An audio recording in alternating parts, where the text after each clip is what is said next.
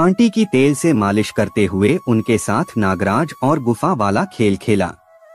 दोस्तों, आंटी की तेल से मालिश करते हुए किस तरह से मैंने आंटी के साथ नागराज और गुफा वाला खेल खेला और वो मेरे पिटारे वाला नागराज की दीवानी हो गई, ये सब जानने के लिए वीडियो के अंत तक बने रहिए।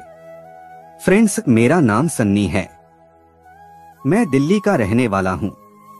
मेरी उम्र 23 साल की है। मैं दिल्ली में एक किराए के फ्लैट में अकेला रहता हूँ। यह हॉर्नी आंटी के कहानी कुछ दिन पहले की उस वक्त की है जब मेरे पड़ोस में रहने वाली आंटी ने मुझे घर बुलाया था। मैं उनके बारे में बता देता हूँ। उनका नाम सौम्या है। सौम्या आंटी की उम्र 43 साल है और उनका प्रॉपर्टी की नाप लगभग 36, 32, 38 का है। अब आपको उनके प्रॉपर्टी से पता चल गया होगा कि मेरी पड़ोसन सौम्या आंटी कैसी दिखती हैं। सौम्या आंटी मेरे बगल के फ्लैट में रहती थीं, तो उनसे मेरी अच्छी जान पहचान हो गई थी। आंटी का एक बेटा भी था जिसकी उम्र 15 साल की रही होगी। उनके हस्बैंड प्राइवेट जॉब करते थे। उनका बेटा मुझसे काफी हिला मिला था, तो वो कभी कभी मेरे फ्लैट में खेलने आ जाता था। कभी मैं उनके घर चला जाता था। एक दिन अंकल ने मुझे बुलाया, कहा, सन्नी, मैं और मेरा बेटा कुछ दिनों के लिए उसके दादा के घर जा रहे हैं और लगभग 10 या 15 दिन बाद वापस आएंगे, तो तुम अपनी आंटी का ख्याल रखना। उन्हें कुछ भी सामान चाहिए हो तो प्लीज ला देना। मैंने ओके बोलते हुए कहा, आप बेफिक्र होकर जाओ अंकल, मैं सब देख लूंगा। वे लोग अगली सुबह निकल गए। अब उनके पूरे घर में सिर्फ आंटी थीं। अंकल के कहे अनुसार मैंने भी आंटी के साथ ही उनके घर में रहने की हाँ कह दी थी, मगर अभी तक उनके घर में रहने नहीं गया था। बस अंकल के जाने के बाद मैं अपने घर में आकर सो गया था। अंकल के जाने के बाद वो सुबह का टाइम था। आंटी रोज की तरह घर की साफ सफाई करने में लग गईं और मैं अपने लिए ब्रेकफास्ट बनाने लगा। अचानक से उसी समय मेरे सिलेंडर में गैस खत्म हो गई और मेरा नाश्ता नहीं बन पाया। मैं खाली सिलेंडर लेकर रूम से निकला और सीढ़ी से जाने लगा। सीढ़ी से लगा हुआ ही उनका फ्लैट था और उनके दरवाजे खुले हुए थे। उन्होंने मुझे सिलेंडर लेकर जाते हुए देख लिया। वे मुझसे पूछने लगी, अरे सन्नी, सिलेंडर लेकर कहाँ जा रहे हो? मैं बोला, गैस खत्म हो गई आंटी जी, इसे रिफिल करवाने जा रहा था। आंटी बोली, अरे मत जाओ, तुम मेरे घर पर खा लेना। मैं बोला, अरे नहीं आंटी जी, मैं रिफिल करवा लेता हूँ, आप क्यों तकलीफ करती हैं? वैसे भी सिलेंडर तो भरवाना ही पड़ेगा ना। आंटी, हाँ वो ठीक है, उसके लिए बुकिंग करवा दो, हॉकर दे जाएगा, अभी ये सब तकलीफ क्यों करना। वैसे भी तेरे अंकल कह कर गए हैं कि जब तक वो लोग वापस नहीं आते हैं तुम मेरे घर खाना खाओगे। मैं पहले भी उनके लिए खाना बनाती थी, तो अब अकेले के लिए खाना बनाने का मन भी नहीं करेगा। तुम रहोगे तो अच्छा लगेगा बेटा। मैंने बहुत मना किया पर आंटी नहीं मानी। फिर वे बोली, तुमने मेरा ख्याल रखने का बोला है ना अंकल से, तो मैं तुम्हारा नहीं रख सकती क्या? मैंने हथियार डालते हुए बोला, ओके, मैं सिलेंडर बुक करवा देता हूँ। अब मैं सिलेंडर लेकर रूम में वापस चला गया।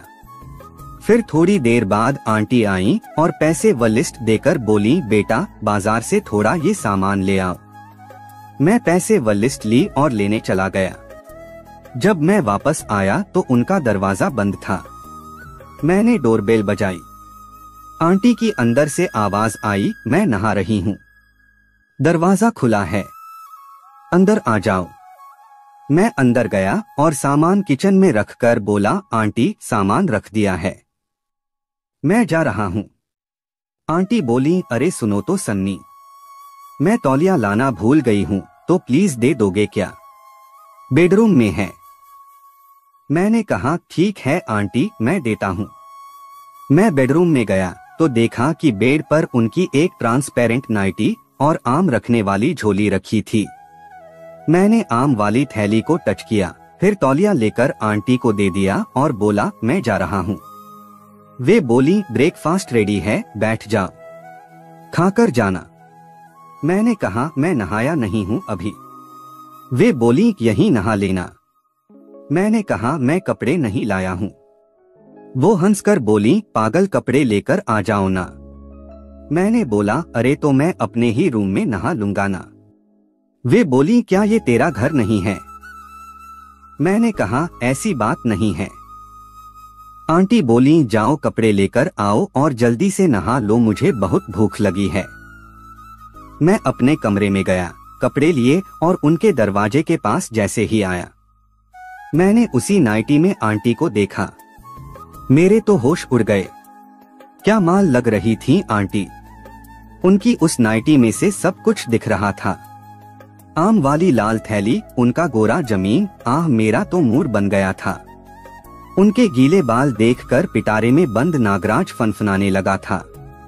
वे मेरी तरफ देखकर बोली ऐसे क्या देख रहा, जल्दी कर, नहा ले, मुझे भूख लगी है। मैं बाथरूम में घुस गया और दरवाजा बंद कर दिया। झपट कर कपड़े उतारे, शॉवर ऑन किया और नहाने लगा।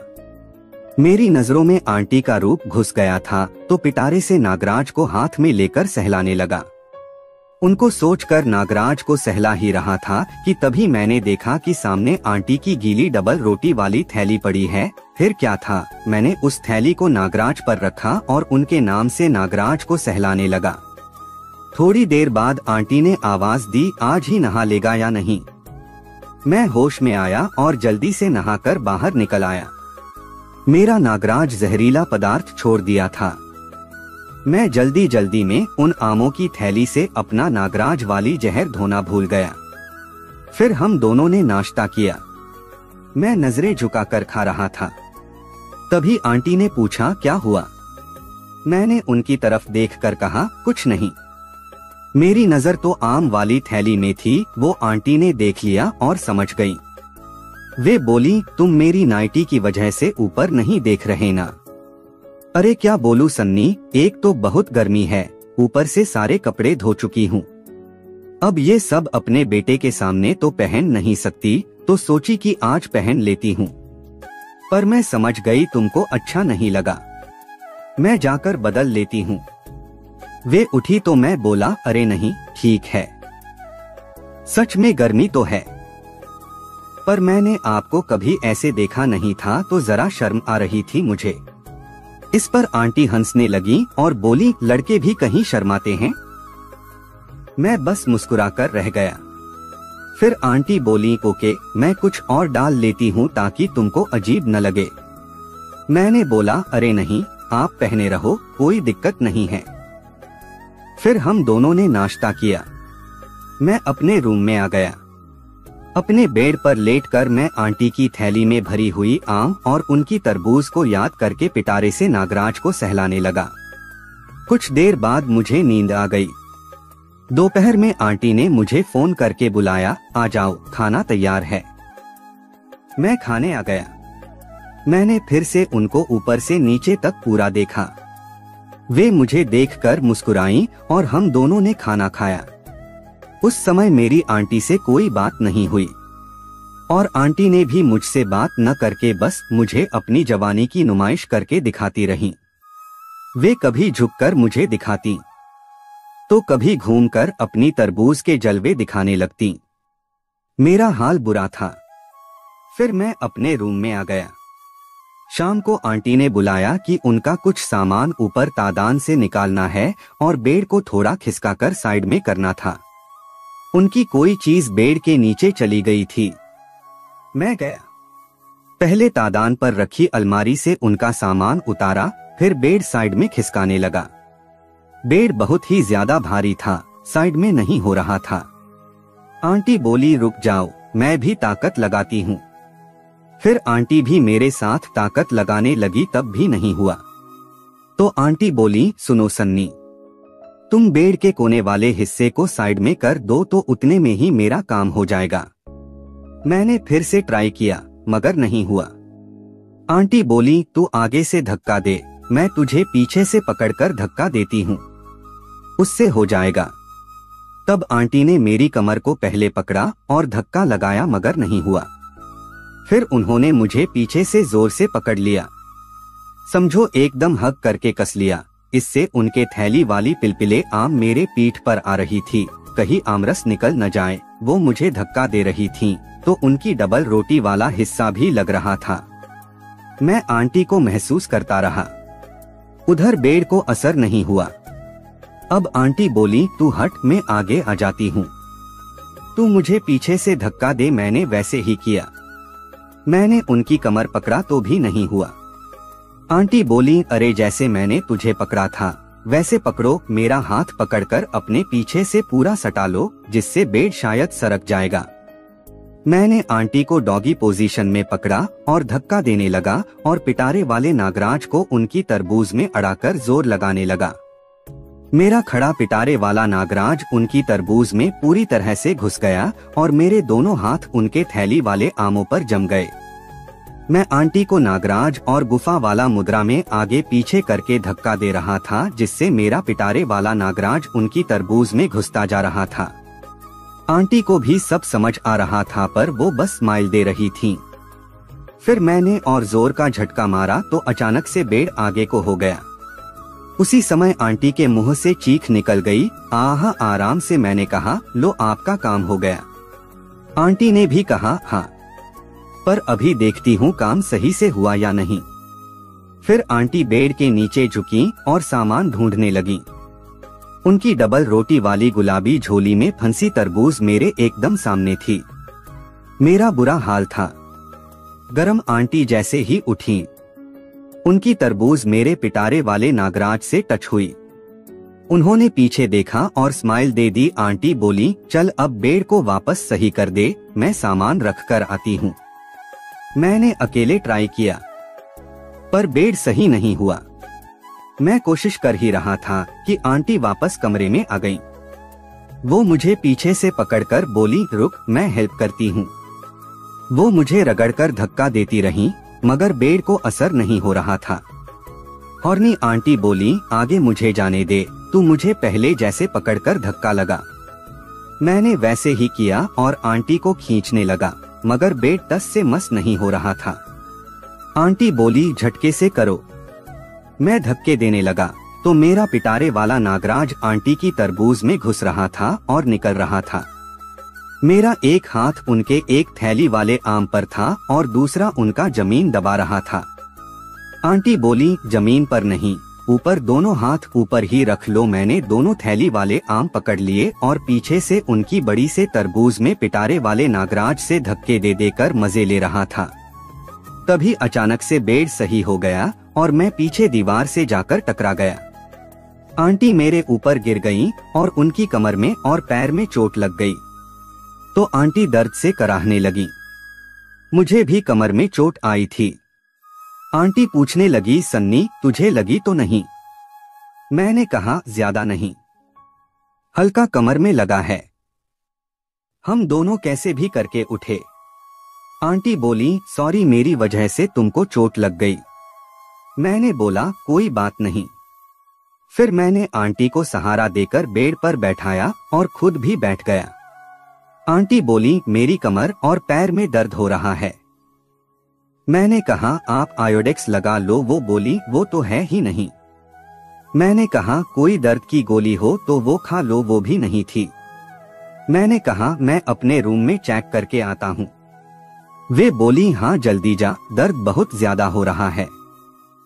मैं कैसे भी करके अपने कमरे में गया, पर मेरे रूम में भी दवा नहीं थी। मैंने वापस आकर बोला, आंटी दवा तो नहीं है। वे बोली, अब क्या करें? मैंने कहा, एक उपाय है। आंटी बोली, क्या? मैंने कहा, गर्म तेल से मालिश कर लो। आंटी मेरी तरफ प्यार से देखने लगी। आंटी बोली, ठीक है, पर मुझसे नहीं होगा। तुम मालिश कर दोगे क्या? प्लीज, मैं तुम्हारी भी कर दूंगी। मैंने कहा, ठीक है, तेल कहाँ है? गर्म कर लाता हूँ। वो बोली, वहीं रसोई में है। मैं गया और तेल गर्म किया, फिर लाया और बोला कि बताओ मालिश कहाँ करनी है। आंटी इशारे से बताने लगी। मैंने कहा, आप लेट जाओ। आंटी लेट गई। फिर मैंने कहा, नाइटी ऊपर करनी पड़ेगी। उन्होंने बोला तुम ही कर दो ना प्लीज। मैंने उनकी नाइटी को ऊपर किया। उनकी मक्खन से पैर एकदम रुई की तरह मुलायम थे। पहले तो उनको टच करने पर ही बड़ा दर्द हो रहा था। धीरे धीरे उन्हें आराम मिलने लगा। आंटी बोली सन्नी तेरे हाथों में तो जादू है। मैंने उनके दोनों पैरों की मालिश की तो आंटी बोली सन्नी बेटा कमर भी कर दो, वहां भी चोट लगी है। मैंने कहा ओके, तो नाइटी को और ऊपर कर देता हूँ, कोई दिक्कत तो नहीं है। आंटी बोली तुझे जो करना है वो कर। मैंने आंटी की नाइटी को ऊपर कर दी और मालिश करने लगा। तभी मैंने देखा कि उनके पास जो तरबूज रखी हुई थी वो ऊपर की तरफ फूली हुई है। मेरा मन कर रहा था कि उसको अपने मुंह से चाट लूं, क्योंकि तरबूज लाल और मीठा लग रहा था। आंटी बोली थोड़ा नीचे भी कर दे। मैंने कहा आंटी आपकी तरबूज वाली झोली में तेल लग जाएगा। उन्होंने कहा प्लीज तुम मेरी झोली को थोड़ा नीचे कर दो। मैंने कहा आंटी मेरे दोनों हाथों में तेल लगा है। वे बोली रुको मैं खुद ही तरबूज की झोली नीचे कर देती हूँ। उन्होंने आधी झोली नीचे कर दी, जिससे उनकी आधी एकदम गोरी और मुलायम सी तरबूज मेरे सामने थी। यार बता नहीं सकता उस टाइम मेरा दिल कितना तेजी से धड़क रहा था। उनकी तरबूज की वो लाइन मुझे पागल कर रही थी।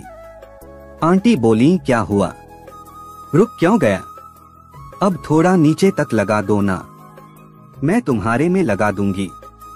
मैं तेल लगाने लगा। मेरी हिम्मत नहीं हो रही थी कि मैं उनकी पास वाली तरबूज की दरार में उंगली करूं या उसे टच करूं। फिर आंटी बोली थोड़ा नीचे भी लगा दे। मैंने नीचे मालिश की। आंटी बोली जहां तक मैंने तरबूज की झोली नीचे की है वहां हाथ डालकर मालिश कर दो ना।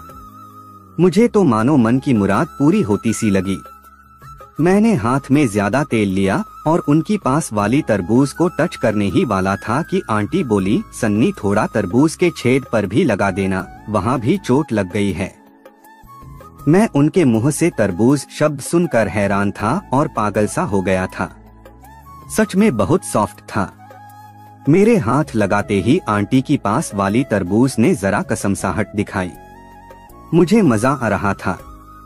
मैंने उनकी पास वाली तरबूज के छेद में अपनी उंगली पेलकर मालिश की। थोड़ी देर बाद आंटी बोली हो गया क्या।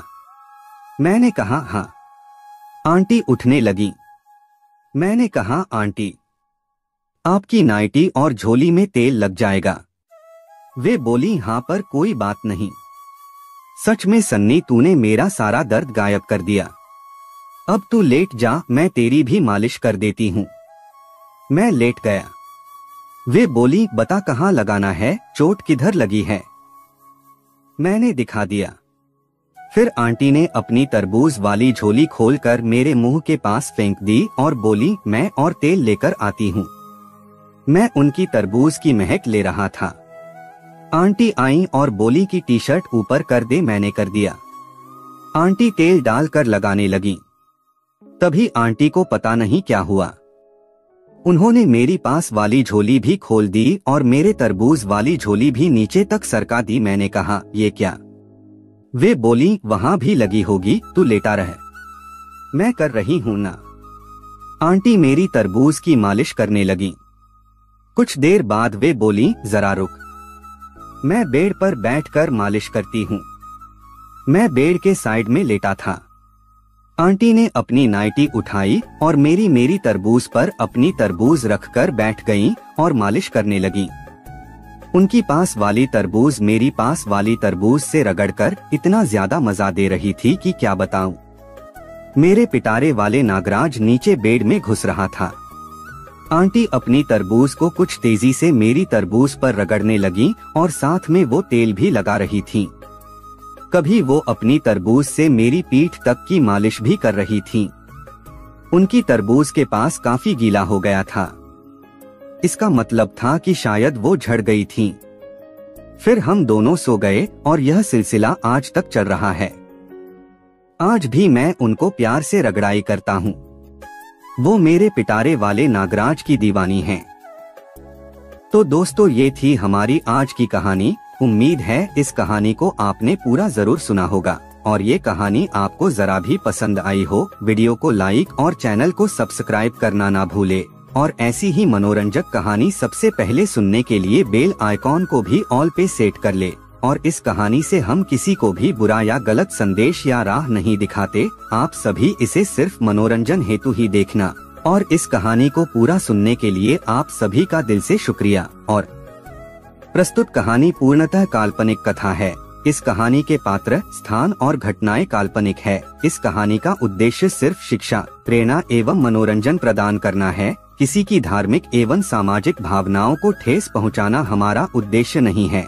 अगर ये कहानी किसी के असल जिंदगी से मेल खाती है तो ये केवल एक इत्तेफाक मात्र है। समाज की किसी भी कुप्रथा का समर्थन हम नहीं करते। धन्यवाद।